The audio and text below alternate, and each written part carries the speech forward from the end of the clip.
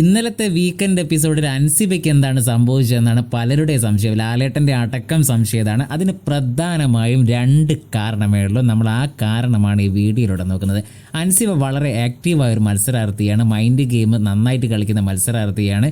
എല്ലാ കാര്യങ്ങളും വ്യക്തമായിട്ട് പ്ലാൻ ചെയ്ത് മുന്നോട്ട് പോകുന്ന മത്സരാർത്ഥിയാണ്. പക്ഷേ ഇന്നലത്തെ വീക്കെൻഡ് എപ്പിസോഡിൽ അൻസിബ ആകെ പ്ലാനിങ് തെറ്റിപ്പോയ മറ്റേതോ ലോകത്തേക്ക് ചിന്തിക്കുന്ന ഒരു അൻസിബയാണ് കാണാൻ കഴിഞ്ഞത്. അതിൻ്റെ പ്രധാനപ്പെട്ട രണ്ട് കാരണങ്ങൾ, ഒന്ന് രതീഷ് തിരിച്ച് വന്നത് ഒരു പ്രധാനപ്പെട്ട കാരണമാണ്. അത് 4-5 ദിവസത്തേക്ക് ആയാലും അത് ജിൻഡോയ്ക്ക് നല്ലൊരു ആശ്വാസം ഉണ്ടാകുന്ന അൻസിബയ്ക്ക് വ്യക്തമായിട്ട് അറിയാം.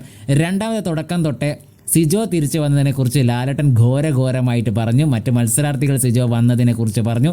അതേപോലെ തന്നെ ശ്രീരേഖ സിജോ ഗംഭീര മത്സരാർത്ഥിയാണെന്ന് പറഞ്ഞു. ഇനി ഇവരെയൊക്കെ എങ്ങനെ പുറത്താക്കണം എന്നുള്ള ഒരു ചിന്തയിലായിരിക്കാം ഒരു പക്ഷേ അൻസിബ. അതായിരിക്കും അൻസിബയുടെ മൈൻഡ് പോകാനുള്ള രണ്ട് പ്രധാനപ്പെട്ട കാരണങ്ങളെന്നാണ് നമുക്ക് തോന്നുന്നത്.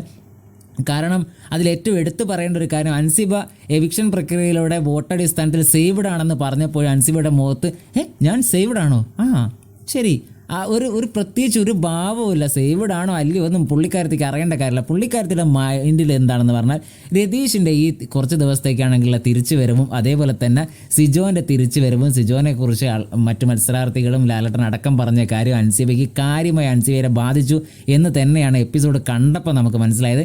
നിങ്ങളുടെ വിലയേറിയ അഭിപ്രായം നിങ്ങൾ കമൻറ്റായി രേഖപ്പെടുത്തുക. അൻസിബ നല്ലൊരു മത്സരാർത്ഥിയാണ്, നല്ല ഗംഭീര മത്സരാർത്ഥിയാണെന്ന കാര്യത്തിൽ യാതൊരു സംശയമില്ല. നിങ്ങളുടെ അഭിപ്രായം കമൻറ്റായി രേഖപ്പെടുത്തുക.